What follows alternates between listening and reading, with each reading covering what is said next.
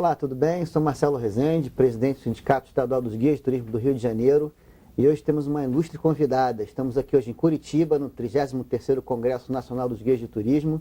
Temos Neide de Aguiar Lioy, que foi a primeira presidente do Conselho Nacional das Associações de Guias de Turismo do Brasil. Neide, muito obrigado pela sua presença, Neide.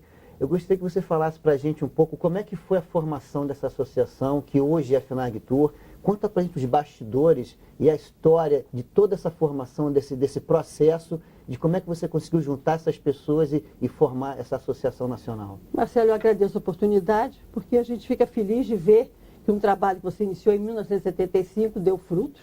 Hoje estamos no 33º Congresso e que é pouco divulgado e pouco conhecido. Vamos tentar resumir uma história que começa em 75 com o Congresso da ASTA, que aconteceria no Rio de Janeiro.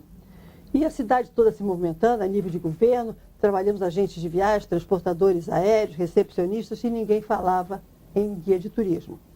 A Embratur, na época, não existia ministério. Ela montou no Leblon uma casa para cuidar do congresso, que era a Casa Asta. E eu bati na porta. Eu sou guia de turismo, gostaria de trabalhar no congresso, eu e os demais, né? E aí me mandaram preencher uma ficha. Receberam muito bem, preencha a ficha. Na ficha dizia cor dos olhos, cintura, busto, quadris. Eu digo, olha, acho que você me deu a ficha errada. É guia, não é miss nem modelo. Ela disse, não, mas preenche a ficha assim mesmo. Eu digo, então tá, mas aí conversa vai, conversa vem. Nós acabamos entrando. Se bem que ela disse que não precisaríamos, para atender a ASTA, não precisaria de guias, que teriam meninas da sociedade que fariam serviço. Eu falei, nada contra as meninas de sociedade, mas será que elas sabem contar a história? Ou estão dispostas também a subir no ônibus, subir no Cristo, e subir Pão de Açúcar e tudo isso, que é um trabalho. Não, mas no final das contas, acabamos fazendo treinamento de algumas meninas da sociedade. Descobrimos horrores. Que Napoleão veio correndo para o Rio de Janeiro, atrás de Dom João VI, que ali na Avenida Brasil, o Instituto Oswaldo Cruz era a Casa de Marquesa de Santos, e outras barbaridades. Mas no final das contas, quem fez todo o receptivo foram os guias do Rio de Janeiro. Que bom, né? Foi muito bom, foi uma vitória. Não trabalharam todos, mas trabalhou uma grande maioria e ficaram todas muito felizes. Mas uma resposta também que a Embratur na época me deu, a pessoa da Embratur, foi que não poderiam saber onde é que nós existíamos, onde é que estão os guias. Vocês têm uma associação? Eu digo, não. Mas dizer que não nos encontraria é difícil, porque trabalhamos todos para alguma agência. Através da agência, elas têm nossos contatos. Naquele tempo só tinha telefone, né? Porque não tinha internet, não tinha nada dessas modernidades de hoje. Aí trabalhamos. Mas aí, depois de acabado o congresso, e eu digo, agora temos que fazer uma associação. E aí eu estava até junto com a Nelly Potter, com cada um com o seu grupo, no Alto do Corcovado, quando acho que Cristo nos abençoou com a ideia que nasceu ali, então vamos fazer a associação. Reunimos guia daqui e dali, as primeiras reuniões, eu morava na Gastão Baiana, as primeiras reuniões para fazer uma associação foi no meu apartamento. E já pensamos em fazer logo uma associação que abrangesse o Brasil inteiro, baseada na ABAV, na OAB, que tem a sua nacional, a sua estadual e as regionais. Perfeito. Então, fundamos a GETURB Rio de Janeiro. E logo em seguida, veio também uma sorte para mim, que eu fui convidada, isso foi em 75, em 76 eu fui convidada pelo então prefeito Marcos Tamoio para trabalhar na Secretaria de Turismo, que ele estava criando, e na assessoria de estudos e atividades turísticas. Isso me deu a oportunidade de participar em diversos congressos nacionais de turismo, representando a cidade. Rio de Janeiro, perfeito. E isso aí me deu uma chance de, como eu estou dizendo, já que eu chego em Porto Alegre, no congresso da ABAV, por que não contratar alguns guias daqui? Fui a Fortaleza também, no outro congresso da ABAV, em outras cidades. Então foi fácil contratar. Mas aí nos aproximamos já do ano 79, quando então, através de Guias do Sul, Reinaldo sobretudo, que fazia do Sul fazendo o Nordeste, em contato lá com o Maranhão, veio a ideia então conjugada de se fazer o primeiro congresso de guias de turismo.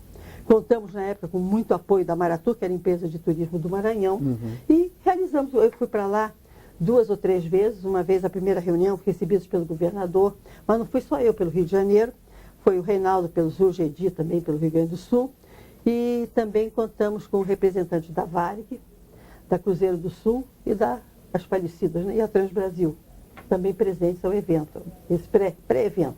E juntamente com o Hotel Quatro Rodas e a Maratur dando todo esse apoio, realizamos o primeiro congresso. Inês, e quantas associações, quantos estados participaram desse primeiro congresso?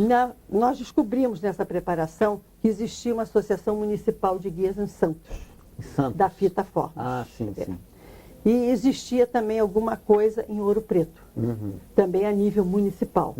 Aí conseguimos levar tanto o pessoal de Santos como de Ouro Preto e também levamos de Belo Horizonte para São Luís do Maranhão.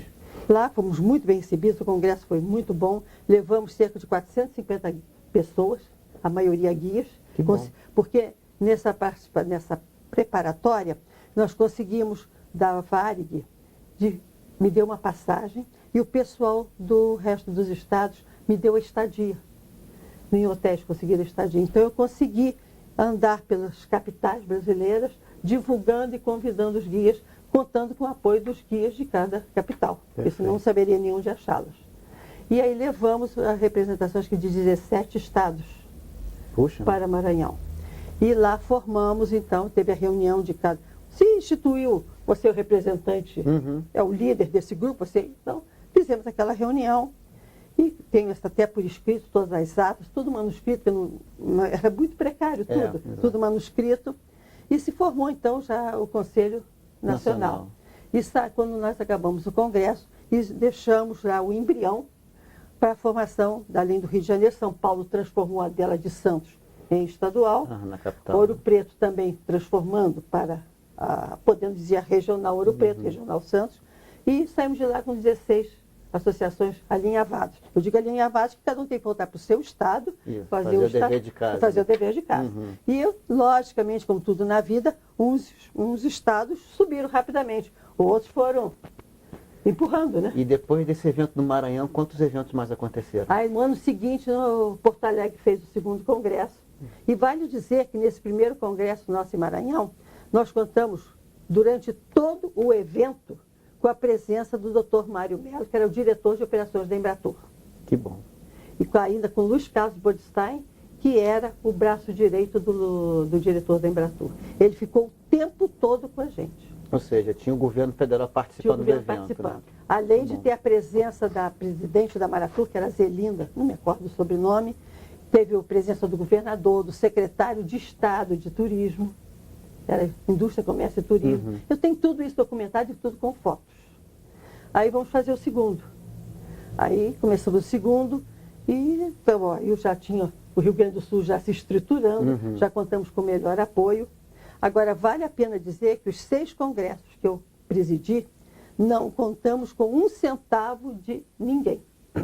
Então, Neise, vocês conseguiram fazer 6 eventos em 6 estados diferentes, sem nenhuma verba do governo federal. Além dos 6 congressos, fizemos 6 reuniões dos conselheiros, em 6 cidades, em 6 estados diferentes. Em datas diferentes do congresso. Perfeito. Ainda que no congresso também houve uma assembleia, uma reunião de conselheiros. Uma espécie de AGO, não é? Ok. Mas fizemos em Curitiba, fizemos em Ouro Preto, fizemos em São Paulo, Santos, quer dizer, fizemos em algumas cidades.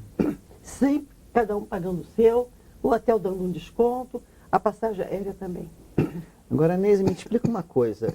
Como é que foi essa história e todo esse preparo para a criação da Lei do Guia de 1993? Como é que vocês começaram a criar essa ideia de realmente de formalizar, de regularizar a profissão no Brasil? Bem, a gente era um profissional e queríamos uma profissão legal, né? Exato. Porque para evitar a picaretagem, que infelizmente a lei não evitou. Talvez tenha diminuído, mas não evitou totalmente. E aí o primeiro projeto partiu do então deputado Léo Simões. Eu não me lembro agora o nome da lei dele. E na minha gestão, os 6 anos que eu fiquei lá, que eu fiquei os 6 primeiros anos, tivemos reuniões em Brasília, tive reuniões com o Jabas Passarinho, que era ministro da Educação, com o Murilo Macedo, que era do Trabalho, para explicar o nosso modo de trabalhar. Inclusive também com recursos humanos, que era a Terezinha da Embratur, porque era de ver um modo de trabalhar diferente. E eles nem sabiam quem era esse profissional, né? Não sabia como era esse profissional trabalhar. A gente não tem horário de entrar no escritório, tal hora, tem hora de almoço. A gente não tem hora de almoço, tem hora de jantar. É verdade. A gente vai para o aeroporto, não sabe se o voo vai atrasar, se vai chegar na hora. Você não sabe, naquele tempo o trânsito não era tão ruim, mas sempre tinha um trânsito. Você nunca pode ter um horário certo. Eu vou terminar, vou começar às 9, vou terminar às 3. Não pode fazer isso. Existem 1000 fatores. Uma fila maior no Corcovado, um problema no... Existem 1000... Então foi difícil explicar a eles de como funcionava isso tudo. Como foi também a montagem do primeiro currículo de curso de guia. Porque o que nós vamos explicar? Que todos nós que trabalhávamos, nós éramos autodidatas. Porque não existia formação nenhuma. O nível de vocês era bem alto, nível cultural, alto, né? Era nível cultural. Era muito alto. Nós tínhamos na época engenheiros, historiadores, advogados. Então o nível, quase todos tinham um nível superior. Né? E os que não tinham, adquiriram uma cultura. Porque nem sempre a faculdade dá cultura. Uma cultura geral, você precisa de uma faculdade para adquirir uma cultura geral. Basta você ter dedicação, existem livros, né? Então o nível dos guias era alto. E fomos caminhando, e no final se conseguiu, acho que já foi na gestão, acho que depois que eu saí, 6 anos depois, acho que uns 6 anos depois que eu saí, se conseguiu a regulamentação da profissão, que afinal saiu, né? Do mesmo ano saiu o decreto, deu tudo certo, né? E fomos caminhando. Agora, infelizmente, a lei não evitou a continuação de guias piratas. Esse foi um tema que foi falado no Congresso de Curitiba. E eu vou fechar com a pergunta para você. Como é que você hoje, já um pouco afastado do mercado, né? Como é que você hoje vê o profissional guia de turismo? Quais são as carências que você observa nesse profissional? Está faltando qualificação? Qual a sua opinião agora sobre isso, né? Eu acho que falta uma qualificação. Porque todo mundo acha que ser guia é só chegar no ônibus, pegar o microfone, porque ali é o Pão de Açúcar, aqui tem tantos metros de altura. Não é isso. Você tem que ter um currículo que você tenha relações humanas, um pouco de psicologia. Eu sempre digo que a profissão de guia é uma somatória de pelo menos 9 ou 10 profissões. Nós somos professores, nós somos confidentes, nós somos psicólogos, temos que atender, não medicar, mas encaminhar para o primeiro socorro. Então, a nossa preparação é muito complexa. Um professor de geografia, por melhor que ele seja, ele não sabe explicar, nós não podemos usar a linguagem de um professor para explicar um acidente geográfico a um turista. A história que a gente aprende, numa faculdade, seja onde for, não é aquela história que a gente vai apresentar para o nosso turista. O Brasil foi descoberto em 1500, não é assim. Então, foi difícil montar esses primeiros currículos, que hoje estão completamente diferentes daqueles primeiros. Até concordo que, nesses anos todos, muita coisa mudou. Mas eu vi agora os currículos, vi no ano passado. Tem matérias ali, estão entrando em projetos. É bem diferente daquela base. Hoje estão em módulos, né? No nosso tempo. Também foi difícil estabelecer quantas horas esse curso deveria ter. Qual é o pré-requisito para você fazer esse curso? Esse é um ponto vital. O ideal seria que todos tivessem, isso é o meu ideal, minha opinião pessoal, que a faculdade de turismo tivesse 2 anos básicos e que o terceiro e quarto ano você optasse pela agência de viagem, pelo governo, pelo guia. Então você teria uma base de 2 anos e depois a sua escolha como tem. Especificação, uma especialização. Agora, isso não quer dizer que você saiu da faculdade ou de um curso, pegou o seu diploma e botou no fundo da gaveta. O turismo é dinâmico. Continuar sempre estudando, né? Sempre estudando, sempre se atualizando. Tudo bem, no caso do Rio de Janeiro, que é o nosso... O Corcovado não vai mudar de altura, quer dizer, pode até a erosão tirar lá uns tantos centímetros, mas não vai mudar. A história não vai mudar em si. Mas quantas coisas acontecem agora que não aconteceram no ano passado? Principalmente no entorno do Corcovado. No entorno de tudo isso. Então, as mudanças. Então, você tem que estar totalmente... O restaurante que você vai indicar, amanhã você levar, mas você indica, que ontem era excelente, o ano passado era maravilhoso, esse ano não é mais. E você tem que saber o que está acontecendo no mundo. O que está acontecendo no mundo? Você não vive hoje isolado. A globalização está dentro da nossa vida, no dia a dia. Então, esse contínuo, diário aprendizado, o diário aprendizado, o diário melhoramento, sobretudo nas relações humanas. O que eu vejo hoje, eu sou um pouco elitista, eu reconheço, bato no peito, mas é minha formação. Mas eu reparo no comportamento dos guias hoje, quando eu vejo às vezes o guia gritando, vem galera! Eu digo, galera, por que não chama meus passageiros, então chama agência tal. Todos nós trabalhamos com alguma agência. Ou o nome do grupo. Ou o nome do grupo, às vezes o grupo tem nome. Então você chama pela agência. Agência fulana, agência beltrana. Não chama, galera, vem galera, vamos tudo. Não é assim. Que você ainda faz, quando você tem um grupo de garotada, até possa entender. Para você chamar senhores e senhoras de galera, dá vontade de dizer, galera é a sua mãe. Não dá vontade de dizer, desculpa, mas não estou ofendendo a mãe de ninguém. Mas eu acho que falta muito o modo de vestir. Guia, eu sempre digo, o guia não tem direito de ir ao banheiro, não tem direito de ter fome, não tem direito de ter sede. Ele vai satisfazer todas as suas necessidades pessoais quando puder e não quando quer. Você não pode estar morrendo de calor no Rio de Janeiro. Ai, que calor. Não, você está ótimo, leve devagar. Por dentro você está morrendo.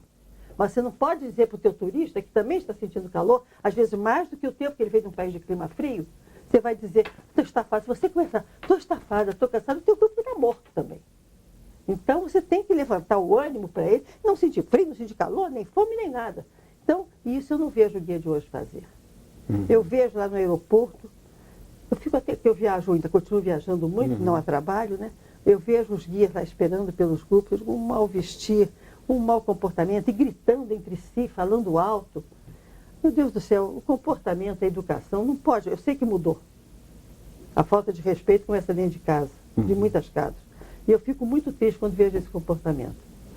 Neise, para fechar então essa nossa conversa, eu queria que você deixasse uma mensagem para os guias do Brasil inteiro que vão ver esse vídeo, da antiga geração, que muitos ainda estão vivos, estão trabalhando, Estou inclusive. trabalhando, eu sei. E para os guias que estão trabalhando no mercado agora, muitos que participaram do Congresso aqui de Curitiba, e para esses guias que estão entrando no mercado, que mensagem você deixa para essas gerações? Olha, para aqueles que eram da minha geração, poucos eu ainda conheço, né? Não quero citar os nomes, porque eu posso esquecer alguém. Mas eu mando um abraço e felicidade, que continue trabalhando com sucesso, que se vocês chegaram até agora é porque são excelentes guias, senão estariam talvez cortados. Para aqueles que estão trabalhando no começo de vida, que vocês melhorem a apresentação, melhorem o seu português, porque falar, como eu tenho ouvido, outro dia fala 7 idiomas, dói. Melhor não falar que fale nada. O português tem que ser melhorado. Não estou querendo dizer que você se vista em roupas de Dior, mas não pode esquecer que você, quando está recebendo um grupo, você pode ser de brasileiro de outra cidade. Você, naquele momento, é embaixador ou embaixadora da sua cidade ou do seu país. Que a impressão que aquele guia, que aquele grupo vai levar de volta, ele não vai dizer o meu guia é educado. Ele vai dizer o meu guia, o Brasil é educado, a cidade é educada. Se você passa uma ideia de desleixo, de falta de educação, que você não sabe se apresentar às mesas, vamos dizer o quê?